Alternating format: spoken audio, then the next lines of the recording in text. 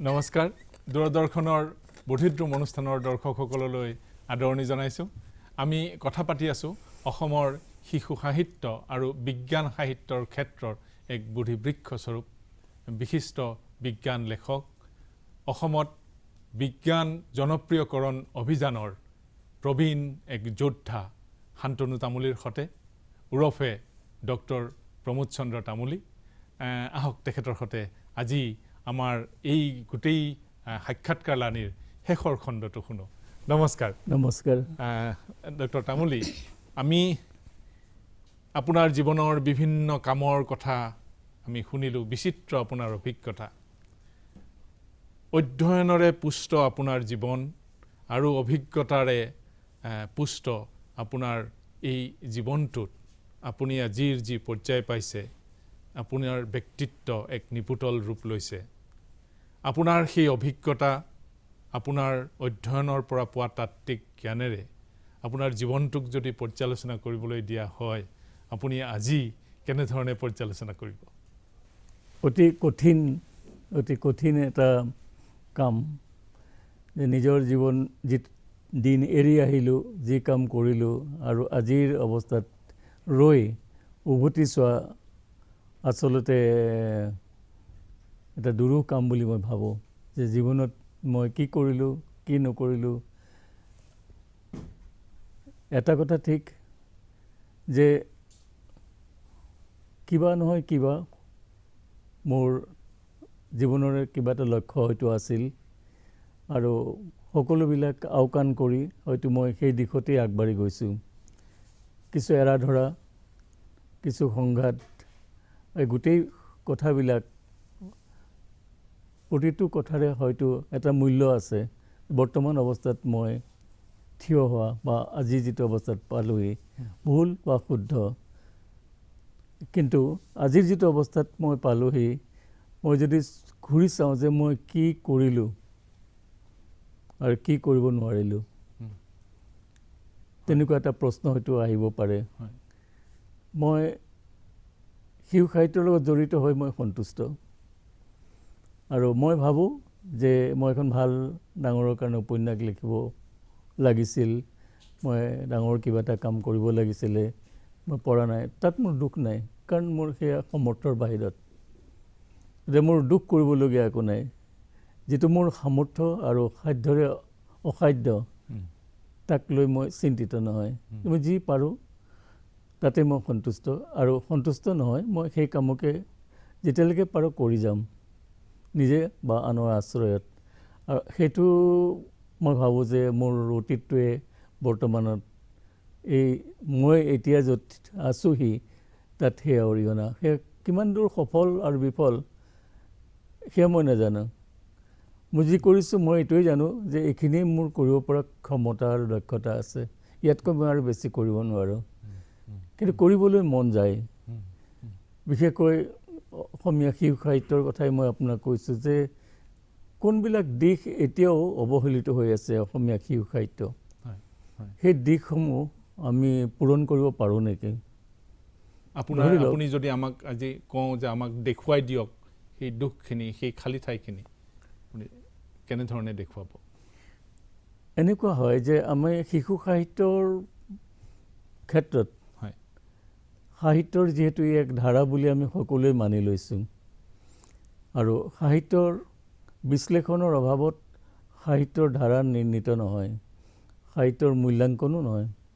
গতিকে এই বিশ্লেষণ যিটো পৰ্যায় হুম, সকলো সাহিত্যতে আছে, ধৰক কবিতাত আছে, নাটকত আছে, কিন্তু শিশু সাহিত্যত আছেনে?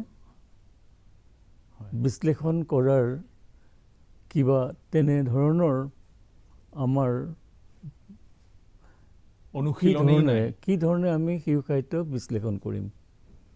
শিশু সাহিত্য আৰু শিশু সাহিত্যৰ পঢ়ুৱৈ, আমি যাৰ কাৰণে শিশু সাহিত্য ৰচনা কৰিছোঁ, এই গোটেইখিনি সামগ্ৰিকভাৱে এখন কিতাপ, এখন উপন্যাসত আছেনে নাই, বা কেনে হোৱা উচিত আছিলে, কি হ'লে আৰু ভাল আছিলে, বা কোনখিনি কথা প্ৰতিফলিত হৈছে, এনেকুৱা ধৰণৰ মানে এক বিভিন্ন ধৰণৰ দিশ, তাত্ত্বিক বিশ্লেষণাত্মক তাত্ত্বিক অধ্যয়ন এটাৰ বিশ্লেষণৰ প্ৰয়োজন হৈছে। অভাৱ বুলি ভাবোঁ মই। মানে এই দিশটো অভাৱ নহয়, এই দিশটোত কৰিবলগীয়া কামৰ বহুত সুবিধা আছে, বা ভালদৰে কৰা হোৱা নাই। ভালদৰে কৰা হোৱা নাই। হয়। যে মই আছে দুই এগৰাকী আহিছে, তেখেতসকলে অন্ততঃ অনুভৱ কৰিছে যে এই শিশু সাহিত্যখন, এই সৰু কিতাপ এখন 14-15 বাক্যৰ এটা, ইয়াত কি আছে? হুম, ইয়াত শিশুৰ মনস্তত্ব, শিশুৱে শিকিবলগীয়া, শিকিব নলগীয়া, বা ডাঙৰৰ হৈ আমি শিশুসকলক এই সৰু কিতাপখনত কি দিছোঁ, এই তাত্ত্বিকভাৱে আলোচনা কৰা, পৰ্যালোচনা কৰা দুই এগৰাকী মানুহে এতিয়া প্ৰচেষ্টা আৰম্ভ কৰিছে। হুম, হুম, হুম। এতিয়া সেই দিশত যিসকলে মনোনিৱেশ কৰিছে, তেখেতসকলৰ কাৰণে আকাশখন এতিয়া খোলা হৈ আছে। শিশু সাহিত্যৰ বহুত কাম তেখেতসকলে কৰিব পাৰে সেই দিশৰ পৰা। তেওঁলোক আগবাঢ়ি অহা হয়। উচিত বুলি ভাবে। আৰু এই যে পৰ্যালোচনা আৰু গুণ নিৰূপণ কৰা শিশু সাহিত্যৰ, হুম, যেতিয়া আমি এইখিনি কাম আনৰ বিশ্বাসযোগ্যভাৱে কৰিব পাৰোঁ, হয়। তেতিয়াহ'লে মই ভাবোঁ যে অসমীয়া শিশু সাহিত্যৰ এটা নিজস্ব ধাৰা, নিজস্ব ভেটি আছে বুলি আমি ক'ব পাৰোঁ সাহসেৰে। হুম, হুম, হুম। সেই কামবিলাক বাকী আছে বুলি মই ভাবোঁ। হয়। আপুনি আজি যিটো পৰ্যায় পাইছে, সমাজৰ আপুনি যিটো স্থানত আপুনি বহি আছে, সমাজে আপোনাক যি ধৰণে স্বীকৃতি দিছে বা যি স্থানত ৰাখিছে, এই স্থানলৈ আহোঁতে আপুনি বিভিন্ন কৰ্মৰ মাজেৰে, আপুনি অভিজ্ঞতাৰ মাজেৰে আহি আজিৰ স্থানত আপুনি উপনীত হৈছে। আৰু সেইটোৱে কৰোঁতে আপুনি বিভিন্ন জনৰ সংস্পৰ্শ পাইছে। এই গোটেই অভিজ্ঞতাখিনি, ব্যৱহাৰিক যিখিনি অভিজ্ঞতা, সেই অভিজ্ঞতাখিনিয়ে মানৱতাক আপুনি কেনেধৰণে মূল্যায়ন কৰিবলৈ শিকাইছে? কৰ্ম, কাৰ্য, বিনয়, মানৱতা, এই ধৰণৰ কথাখিনি কেনেদৰে মূল্যায়ন কৰিবলৈ আপোনাক শিকাইছে? হয়, আমি যদি ভাবোঁ যে মানৱতা বা মানৱীয় গুণ সম্পন্ন যিখিনি কথা এজন মানুহৰ ঠাইত থাকিব লাগে, তেওঁৰ কাম কাজত প্ৰকাশ হ'ব লাগে, আনৰ উপকাৰ হ'ব লাগে, সমাজৰ উপকাৰ হ'ব লাগে, এই কথাবিলাক যেতিয়াই মনলৈ আহে, কিন্তু মোৰ লগে লগে মই সেই স্তৰলৈ নামি যাওঁ, শিশুসকললৈ লৈ যায়। তেওঁলোকোতো মানৱ, হাত ভৰি চকু মুখ একেই মানুহ নহয় জানো? তেওঁলোকৰ মানৱতাটো কি? তেওঁলোকৰ মনত মানৱীয়তা, এই কথাটোৰ ভাৱ কেনেকৈ আনিব পাৰি? এনেই আপুনি মন কৰিব যে মেকুৰীটো চাই ভাল পায়, মেকুৰী এটা লগত লৈ ভাল পায়, সৰু কুকুৰ পোৱালিটো লৈ ভাল পায়, নহয় জানো? হয়, সেইটো মানৱীয়তাৰ এটা প্ৰকাশ নহয় জানো? নিশ্চয়, নিশ্চয়। নহয় জানো? হয়, তেওঁলোকে তেওঁলোকৰ ভাল লগাখিনি দেখুৱাব পৰা সেইটো এটা আলম। হয়, আমি লেখকসকলে বা ডাঙৰসকলে সেই অনুভৱটো যদি আমি কৰিব পাৰোঁ, সৰুৰ পৰা যদি আমি শিকিব পাৰোঁ, আচলতে সেইকাৰণে কোৱা যায় যে শিশুৱেই ঘৰখনৰ পিতৃ। আমি কিন্তু ওলোটাকৈ ভাবোঁ যে শিশু আমি পিতৃ, নহয় জানো? দেখা যায় যে ঘৰখনৰ ডাঙৰসকলক, পিতৃ মাতৃক বা তেওঁলোকৰ জ্যেষ্ঠসকলক শিশুৱে যিবিলাক কাম কাজ কৰে, সিহঁতৰ যিটো প্ৰয়োজন, কান্দে, হাঁহে ইত্যাদি ইত্যাদি, এইখিনি ডাঙৰে চাই আনন্দ পায়, দুখ পায়, সিহঁতৰ প্ৰয়োজনীয়খিনি পূৰাবৰ কাৰণে ডাঙৰে চেষ্টা কৰে, সিহঁতে বিচৰা ধৰণে ভাল কাম কৰিবলৈ চেষ্টা কৰে। আচলতে শিশুৱেহে মানুহক শিকায়, ডাঙৰক শিকায়। আমি ক'ব নোৱাৰাকৈ শিশুৰ পৰা আমি শিক্ষা লাভ কৰোঁ। আপোনাৰ ব্যক্তিগত জীৱনটোত আপোনাৰ বিবাহ কেতিয়া হৈছিলে? 1980 চনত 80 চনত আপুনি যদি আপোনাৰ পৰিয়ালটোৰ কথা কওকচোন, আপোনাৰ একদম ব্যক্তিগত পৰিয়ালটোৰ কথা। মোৰ শ্ৰীমতী আৰু মই একেটা অনুষ্ঠানত আঞ্চলিক গৱেষণাগাৰত কাম কৰিছিলোঁ। তেওঁ চিকিৎসক আছিল, তাত আমাৰ তেখেতৰ হেল্থ নামটো চেণ্টাৰ অনুগ্ৰহ কৰি আছিল। ক'ব। ডাক্তৰ কিৰণময়ী তামুলী। হয়। আৰু আমাৰ এজনী ছোৱালী আৰু এটা ল'ৰা। হয়। মাকৰ ইচ্ছা আছিল সিহঁতক ডাক্তৰী পঢ়াওঁ। মাক যিহেতু আৰু নিজে ডক্তৰ, সেইকাৰণে দুইটা ডাক্তৰ হ'ল। আৰু ছোৱালীজনীয়ে চাকৰি কৰে চিকিৎসকৰ হেল্থ চেণ্টাৰত, আৰু ল'ৰাটোৱে নিজৰ চেম্বাৰ আছে, ENT ডক্তৰ। আৰু এতিয়া 2021 চনত 9 অক্টোবৰৰ দিনা 6 অক্টোবৰ দিনাখন আমি দুইজন কোভিডত পৰিছিলোঁ, আমি হস্পিটেলাইজ হ'লোঁ। 9 অক্টোবৰ দিনাখন মই হস্পিটেলৰ পৰা ৰিলিজ হ'লোঁ, আৰু তেওঁক চিকিৎসাৰ কাৰণে গুৱাহাটীলৈ পঠিয়ালে। কিন্তু গুৱাহাটীৰ হস্পিটেল নাপালে, তাৰ আগতেই তেখেত ঢুকালে। আপোনাৰ ল'ৰা আৰু আপোনাৰ ছোৱালীৰ নামকেইটা আপুনি কৈ দিবনে? ল'ৰাৰ নাম ডাক্তৰ স্বাগত তামুলী আৰু ছোৱালীৰ নাম ডাক্তৰ ইচিতা তামুলী। এতিয়া মই সুধিব খোজা প্ৰশ্নটো হ'ল, আপুনি সংসাৰ কৰিলে, আপোনাৰ সৰু সৰু এজন পুত্ৰ, এগৰাকী কন্যা আপোনাৰ জন্ম হ'ল।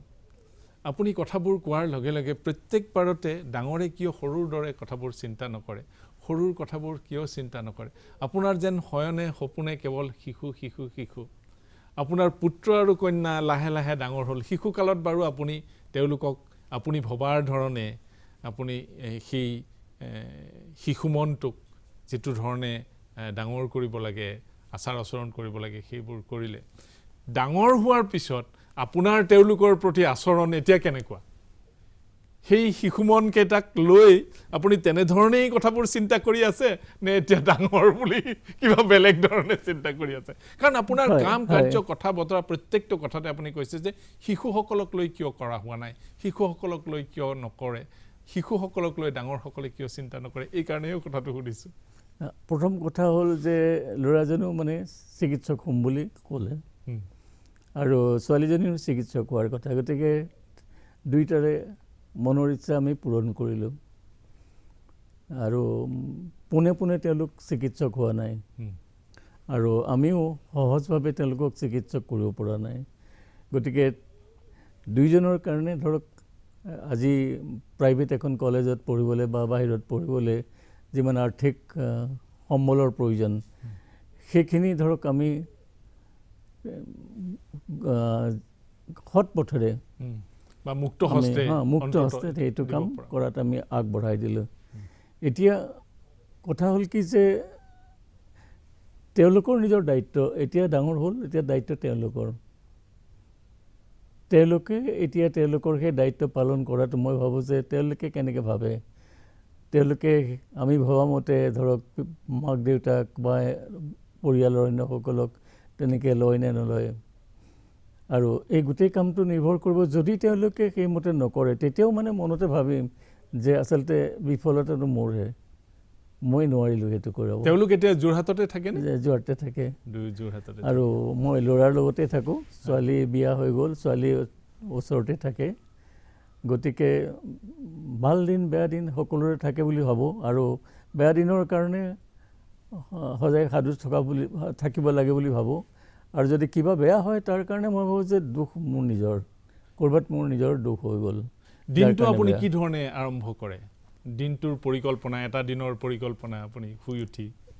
পৰিকল্পনা ৰাতিপুৱা সাৰ পাওঁ, ধৰক উঠি বোৱাৰী আছে এতিয়া, মই সাৰ পালে তেওঁ জানে মই ৰাতিপুৱা এগিলাচ গৰম পানী খাওঁ, এটা টেবলেট খাব লাগে কাৰণে পানী দি খাব লাগে, সেইটো খাওঁ। সেইটো আহি টেবুলত সাজু হৈ থাকে, গৰম পানী সাজু হৈ থাকে। গতিকে মোৰ দিনটো আৰম্ভ হয় খুব এটা ভাল সম্পৰ্কৰে। গতিকে তেনেকুৱা এটা পৰিৱেশত আৰম্ভ হয়। তাৰপিছতে বাতৰি কাগজখন পঢ়োঁ মই, বাতৰি কাগজ 3খন বাতৰি কাগজ পঢ়োঁ, দিনটোৰ খবৰ লওঁ। আৰু তাত যদি মোৰ প্ৰয়োজনীয় প্ৰবন্ধ পাতি বা হেৰি থাকে, তেতিয়াহ'লে মই পেপাৰ কাট কৰাটো মোৰ সৰুৰ আগৰ পৰাই অভ্যাস, যে দৰকাৰী কথাখিনি মই ৰাখোঁ আৰু পেপাৰখন মই আঁতৰাই থ'ব পাৰোঁ। হয় হয় মোৰ আৰম্ভ হয় বাতৰি কাগজেৰে হয় হয় আৰু তাৰপিছতে মৌচাকৰ আৱিষ্কাৰ দুখন আলোচনী মাহটোৰ ভিতৰত মই উলিয়াব লাগে আৰু নিৰ্দিষ্ট সময়ৰ ভিতৰত কামবোৰ হ'ব লাগে। চাহ খোৱাৰ পাছত মোৰ কাম আৰম্ভ হয় এই আলোচনী দুখনৰ। এই আলোচনী দুখনৰ মানুহ আহে, তেওঁলোকৰ দিনটোৰ কাম কাজ প্ৰগতি কেনেকুৱা হৈছে, কেনেকুৱা আগবাঢ়িছে, মানে প্ৰতিটো মাহতেই আজি ধৰক 84 চনত প্ৰথম মৌচাক এপ্ৰিল মাহত বিহুৰ আগে আগে প্ৰকাশ হৈছিল আৰু আৱিষ্কাৰখন 1 জানুৱাৰী 88 চনত আগবাঢ়ে। এতিয়া ধৰক এইখন 36 বছৰ 37 বছৰ সময় গ'ল, এতিয়া 38 বছৰ হ'ব। মোৰ কিন্তু প্ৰতিদিনেই লাগে ৰাতিপুৱা প্ৰতিদিনে ৰাতিপুৱা লাগে মই যেন প্ৰথম সংখ্যাটো উলিয়াবলৈ গৈ আছোঁ। এক ধৰণৰ উত্তেজনা অনবৰতে সদায় থাকে। সদায় থাকে। আপুনি ঘৰুৱা কাম কেতিয়াবা কৰেনে? ঘৰুৱা কাম, ঘৰৰ কামবিলাক ধৰক কি হয়, ঘৰৰ কামবিলাক মানুহ আহে কাম কেতিয়াবা কৰিবৰ পাকঘৰত কাৰণে যোৱা, কেতিয়াবা ৰুমটো চাফা কৰি দিয়া, কিবা ঠাই নিশ্চয়, এখন ঠিক কিন্তু কৰি এতিয়া দিয়া। বোৱাৰী অহাৰ পাছত সেই কিছু কাম আগতে কৰিছিলে। এইটো আমাৰ মানে এইটো নিয়মৰ ভিতৰত বুলি ধৰোঁ যে এইটো মোৰ কাম। হয় বিছনাখন পৰা আমুক কাম মোৰ নিজৰ কাম, হয় নহয় জানো? খোৱাটো যেনেকৈ মোৰ নিজৰ কাম কৰিব লাগিব, বাকী যিমান দৰকাৰী কাম সেইখিনি নিজে নিজে আচলতে হৈ যায়। আমাৰ কিছুমান পৰিয়ালত বা সাধাৰণভাৱে আমাৰ দৰে কিছুমান ব্যক্তি আমি সাধাৰণতে কৰোঁ কি এইখিনি মহিলাৰ কাম, এইখিনি পুৰুষৰ কাম, এই ধৰণৰ চিন্তাটোৰ প্ৰতি আপোনাৰ কেনেধৰণৰ? তেনে কোনো কাম নাই। সেইকাৰণে যদি আজি মই অকলে থাকিব লগা হয় মোৰ অসুবিধা নহয়। এতিয়া অসুবিধা হৈছে এটাই যে আলু ক'ত আছে, পিঁয়াজ ক'ত আছে, ঠাইবোৰ সলনি হৈছে। এই সময়ত আপুনি নিজে কৰা নাই কাৰণে কেইদিনমানৰ, কিন্তু আপুনি নাই সেই কৰ্মৰ বিভাজনটো একেবাৰে আপুনি নাই। মানে কৰ্মৰ বিভাজন নাই আৰু তেওঁলোকৰ ঘৰখনত ধৰক তেওঁলোকৰ যিটো প্ৰয়োজনীয় কাম কাজ যিখিনি তেওঁলোকৰ মতে কৰিব, তাত আমাৰ ক'ব লগা একো নাই। মানে নিয়াৰিকৈ চলি যোৱাত যাতে সকলোৱে সমানে সহায় আগবঢ়াব পাৰে, এই পুৰুষ নে মহিলা এইটো লৈ কথা নহয়। নাৰী সুৰক্ষা আৰু নাৰী সবলীকৰণ সম্পৰ্কীয় কথাবোৰ যিবোৰ নেকি আজিকালি সমাজত চলি থাকে, আচলতে মোৰ দৃষ্টিত মানে এনেকুৱা লাগে যে নাৰীসকল আচলতে সবল, কিন্তু সমাজখনেতো সমমৰ্যাদা কেতিয়াও দিয়া নাই। এনেই কৈ থাকে। সবল নহ'লে আপুনি ভাবক, আমি সবল, তেওঁলোক নিজেই সবল, তেওঁলোকৰ কামৰ ধৰণ নহয় জানো? কিন্তু মৰ্যাদা, সামাজিক মৰ্যাদা দিয়াৰ ক্ষেত্ৰত যিবোৰ কথা কোৱা হৈছে যে নাৰীক সমমৰ্যাদা আমি দিয়া নাই সমাজে, সেই সম্পৰ্কত আপুনি কি কয়? সেই সমাজখন দায়ী, নাৰীগৰাকী দায়ী নহয়। কিন্তু সেইটোৱে কৈছোঁ, সেই সম্পৰ্কত আপুনি কি ক'ব? মানে প্ৰত্যেকেই যে সমাজৰ মনত এইটো আছে বুলি মই নাভাবোঁ। যে কিছু লোক আছে হয়তো একেদৰে নাভাবে, সমমৰ্যাদা নিদিয়ে। নিদিয়াটো তেওঁলোকৰ ব্যক্তিগত দুৰ্বলতা বা তেওঁলোকৰ ধাৰণা। আৰু যেতিয়া সমাজত এনেকুৱা মানুহৰ সংখ্যা বেছি হয় তেতিয়াহ'লে সমাজখনৰ দৃষ্টিত তেনেকুৱা যেন লাগে। কিন্তু বাকী সকলো ক্ষেত্ৰতে, বাকী আমি সকাম এটা পাতিব লাগে, আই সভা এটা পাতিব লাগে, তেতিয়া কেনেকৈ মৰ্যাদাটো আহিল নাৰীসকলৰ? আইসকলক মাতি আনিলে, তেওঁলোকে নাম গুণ গালে, হয় নাই? তেতিয়া সেই একেই মানুহজনে মাতিব নালাগিছিলে। চাবলৈ গ'লে বিভ্ৰান্তি কিছুমান আছে, সেই বিভ্ৰান্তিবিলাক আমি আচলতে দূৰ কৰিব লাগে, নহয় জানো? এটা কি ধৰণৰ কথা? সমাজৰ এইখিনি সমানে আধাখিনি তলত থাকিব, আধাখিনি ওপৰত উঠিব, সেইখন সমাজ কেনেধৰণে আগবাঢ়ি যাব? হ'ব নোৱাৰে। আৰু আমি দেখি আছোঁ চকুৰ আগত যে মহিলাসকলে বহুত ওপৰৰ কাম কৰি আছে, পুৰুষতকৈ বহুত ডাঙৰ কাম কৰি আছে, নহয় জানো?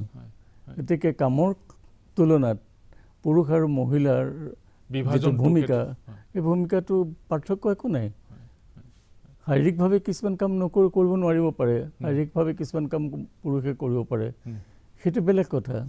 কিন্তু মৰ্যাদাৰ দিশৰ পৰা মই ভাবোঁ যে নাৰীসকলে যদি ভাবে যে আমাৰ এই মৰ্যাদাটো আমি লোপ পাবলৈ নিদিওঁ, তেখেতসকল এনেই শক্তিশালী, মই ভাবোঁ।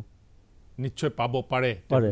পাব পাৰে আৰু এটা কথা মই আপোনাৰ হয় কওক আৰু এটা কথা হয় তাকে সমাজে আমি ধৰি ল'লোঁ যে সমাজত এনেকুৱা ধৰণৰ পৰিৱেশ এটা তৈয়াৰ হ'ব লাগে য'ত এই ভাৱবিলাক আঁতৰি যায় আছে কিন্তু আমি সেই দৃষ্টিৰ পৰা কথাবোৰ নকওঁ নহয় জানো অসমীয়া সমাজত মই ভাবোঁ যে নাৰীৰ স্থান বহুত ওপৰত এতিয়াৰ সমাজত আমাৰ একবিংশ শতিকা বিকাশ হৈছে চাৰিওফালে এই বিকাশ তাৰ লগে লগে আমি সংৰক্ষণৰ কথাবোৰো কৈ আছোঁ আজিৰ সমাজখনে বিকাশ আৰু সংৰক্ষণৰ প্ৰয়োজনীয়তাৰ কথাটো যি ধৰণে এক সমতুল্যতা ৰাখি মানে এক ধৰণৰ বেলেঞ্চ ৰাখি যিটো কাম কৰিব লাগে সেই কামটো ঠিকমতে সঠিক দিশত কৰা হৈছে বা কৰি হৈ আছে বুলি আপুনি ভাবেনে পৰিৱেশ সংৰক্ষণ আৰু বিকাশ এই দুটাৰ মাজে যিটো সম্পৰ্ক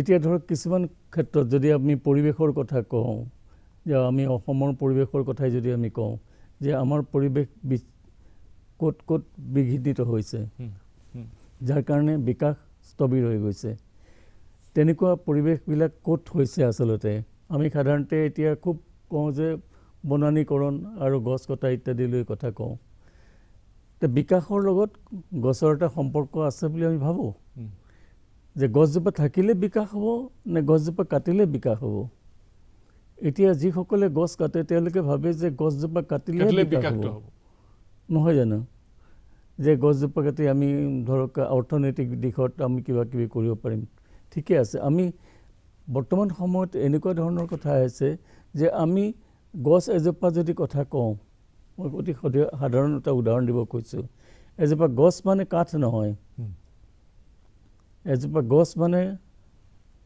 এই আচবাব পত্ৰ চকী মেজ নহয় এজোপা গছ মানে আপোনাৰ যে আমি কিবা খাম খাদ্য খৰি নহয় এজোপা গছ আচলতে আমাৰ বৰ্তমান বিকাশ আমাৰ জীৱন যাত্ৰাত প্ৰতি মুহূৰ্ততে সহায় কৰি থকা এটা প্ৰতীক গোটেই কথাবিলাক যদি ব্যৱস্থা আচলতে এজোপা গছ এটা ব্যৱস্থা যে ব্যৱস্থাটোৱে কি হয় আমি গছজোপা যদি কাটি দিওঁ আপুনি অনুমান কৰক আজি আমি গছৰ ছাঁত নৰওঁ আগতে ৰৈছিলোঁ কিন্তু এতিয়া ধৰক গৰু ছাগলী ছাঁত ৰয় গছৰ গুৰিতে ৰ'ব গছত আপোনাৰ ধৰক চৰাই চিৰিকটি আছে সৰু সুৰা জীৱ জন্তুও আছে তাতকৈ যদি আমি সূক্ষ্মভাৱে যায় তাত অণুজীৱ আছে গতিকে এখন বিৰাট সংসাৰ এখন এজোপা গছক লৈ জীয়াই আছে নহয় জানো এক ডাঙৰ মানে জগত এখন এজোপা প্ৰতিজোপা গছত একোটা জগত এখন জগত সোমাই আছে যিখন জগত আমি দেখা নাপাওঁ এটা পৰিস্থিতিতন্ত্ৰ তাত পৰিস্থিতিতন্ত্ৰ হয় নহয় আমি সেই দৃষ্টিৰে যদি গছজোপা চাওঁ যে এই গছজোপা কাটিব লাগে নে নালাগে আৰু এই গছজোপা কাটিবই যদি লগা হয় তেতিয়াহ'লে আমি যেতিয়া গছ ৰুওঁ তেতিয়া আমি ৰুওঁতেই সেই কথাটো ভাবিব লাগে যে ভৱিষ্যতে যাতে এই গছজোপাৰ কোনো অপকাৰ নহয় এই কথাবিলাক যদি আমি ভাবোঁ যে মই ভাবোঁ যে বিকাশ কথাটো নিজে নিজেই কিছুমান বিকাশ সূক্ষ্মভাৱে হৈ থাকিব আমাৰ এই পৰিস্থিতিতন্ত্ৰৰ কাৰণে আপুনি যিটো পৰিৱেশ তন্ত্ৰৰ কথা কৈছে পৰিস্থিতি বিকাশৰ লগত সম্পৰ্ক মই ভাবোঁ যে নিশ্চয় গছ এজোপা গছেই বা গছ বা হাবি বননি এটা পৰিৱেশ যিটো সৃষ্টি কৰে আৰু পৰিৱেশ নিৰ্ভৰ যিবিলাক বিকাশ আছে নিশ্চয় পৰিৱেশৰ ক্ষেত্ৰত আমি চকুৰে দেখি থকা বিশেষকৈ গছ গছনিবিলাকে অসমৰ ক্ষেত্ৰত নিশ্চয় তাৰ প্ৰভাৱ আছে তাৰ কাৰণে আমি পৰিকল্পিতভাৱে আমি গছ ৰুম বুলি মানে 1 কোটি গছ ৰুম সেইটো হ'ব নালাগে 2 কোটি গছ ৰুম আৰু কোনে ক'ত গছ ৰুইছে সেই কথাটো হ'ব নালাগে পৰিকল্পিতভাৱে আমি গছ ভৱিষ্যতে যাতে আমাৰ কাটিব লগা নহয় কাৰণ সি ইমান বছৰৰ মূৰত এজোপা গছে এটা পৰিস্থিতিতন্ত্ৰ গঢ়ি তোলে গতিকে গছজোপা যদি বিকাশৰ নামত বা অত্যাৱশ্যকীয় কামৰ নামত যদি কাটি পেলাবলগীয়া হয় সি সাংঘাতিক ধৰণে ক্ষতি কৰে আমি জানো এতিয়া সকলো কথা জানো কিন্তু এই অৱস্থাত সেই কামটো কৰিব নালাগে আমি পৰিকল্পনা ৰহিত হৈ পেলাই কিছুমান কাম কৰিব নালাগে এতিয়া আপোনাৰ মই ধৰক আমাৰ ছাত্ৰ ছাত্ৰীসকলে যে এজোপা গছে যিখিনি উপকাৰ কথা আমি কওঁ বিশেষকৈ আমি অক্সিজেনৰ কথা কওঁ গছ এজোপাই অক্সিজেন দিয়ে অক্সিজেন গছজোপা কাটি দিলে অক্সিজেনৰ সেই গছজোপাই দি থকা অক্সিজেন নাপাব অক্সিজেন এঠাইত ৰৈ থকা বস্তুটো নহয় হয় হয় নহয় জানো হয় যে আমাৰ এই গছজোপাই 10 মাইল দূৰৰ জীৱ জন্তু আৰু মানুহক উশাহ লোৱাত অক্সিজেন দি আছে হয় বা এনেকৈ আমি বেলেগত ৰোৱা গছ এজোপাই আমাক উশাহ দি আছে গতিকে সামগ্ৰিকভাৱে গোটেই পৰিস্থিতিত গছে যেনেকৈ অক্সিজেন দিয়ে ঠিক তেনেকৈয়ে আমি ঘাঁহবিলাকৰ যদি কথা ভাবোঁ গোটেই সেই বিজ্ঞানটো আচলতে আমি শিশুসকলক জনোৱাৰ কথাটোকে প্ৰয়োজনীয়তাৰ কথাটোৱে আপুনি ক'ব খুজিছে ঘাঁহেওতো দিব অক্সিজেন নিদিব জানো ইও গছ উদ্ভিদ তৰু লতা সকলোৱে দিব গতিকে য'ত আমি ডাঙৰ গছ এজোপা ৰুব নোৱাৰোঁ তাত আমি ঘাঁহনি কৰিব পাৰোঁ এটা কথা শেষত আমাৰ এই শেষ খণ্ডৰ সময় প্ৰায় শেষ হৈ আহিছে এটা কথা আপোনাৰ পৰা জানিবলৈ মন গৈছে আপুনি আজিৰ এই সময়খিনিত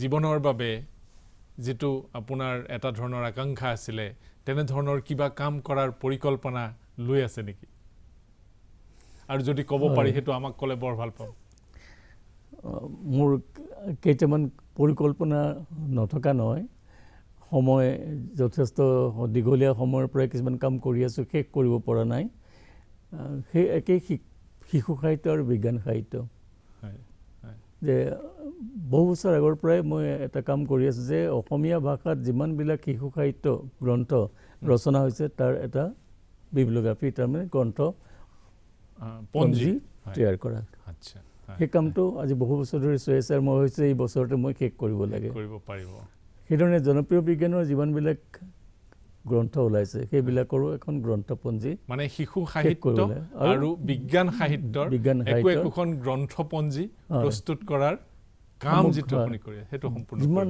দূৰ সম্পূৰ্ণ কৰিব পাৰি এই কামটো আচলতে বহু দিনৰ পৰা কৰি আহিছে এই কামটো মই হৈছে শেষ কৰিব লাগে এই কামটো শেষ কৰিব পাৰিলে ভাল হয় ইতিমধ্যে ধৰক শিশু সাহিত্যৰ মই কেইটামান ধাৰাৰ ওপৰত কাম কৰিছোঁ ধৰক নিৰ্বাচিত নাটকৰ সংকলন কৰিছোঁ নিৰ্বাচিত চুটিগল্পৰ সংকলন কৰিছোঁ সাহিত্য একাডেমী প্ৰকাশ কৰিছে আৰু বিজ্ঞান কাহিনীৰ কৰিছোঁ এই সংকলনবিলাক সাহিত্য একাডেমীয়ে তেওঁলোকে অসমীয়া ভাষাত প্ৰকাশ কৰিছে অলপতে ইংৰাজীতো তেওঁলোকে এই কিতাপবিলাক প্ৰকাশ কৰিছে বহুত বহুত ধন্যবাদ আপুনি আমাক আপোনাৰ দীঘলীয়া সময় আজিৰ দিনটোৰ মানে যথেষ্ট দীঘলীয়া সময় আপুনি আমাক দিলে আপোনালৈ বহুত বহুত ধন্যবাদ অশেষ ধন্যবাদ আপোনাক সুস্বাস্থ্য কামনা কৰিলোঁ আৰু আমি আশা কৰোঁ খুব সোনকালে আপোনাৰ সেই বিজ্ঞান সাহিত্য আৰু শিশু সাহিত্যৰ গ্ৰন্থপঞ্জী আমি পাম আৰু তাৰ লগে লগে আৰু নতুন কল্পবিজ্ঞানৰ লেখা ৰুদ্ৰাক্ষই আপোনাৰ শেষ তাৰ পিছত আৰু লেখা নাই গতিকে আৰু সোনকালে কল্পবিজ্ঞান সাহিত্যৰ ৰচনা কৰক আমাক দিয়ক আমি আগ্ৰহেৰে নিশ্চয় ৰৈ থাকিম অসমৰ পঢ়ুৱৈ সমাজ বহুত বহুত ধন্যবাদ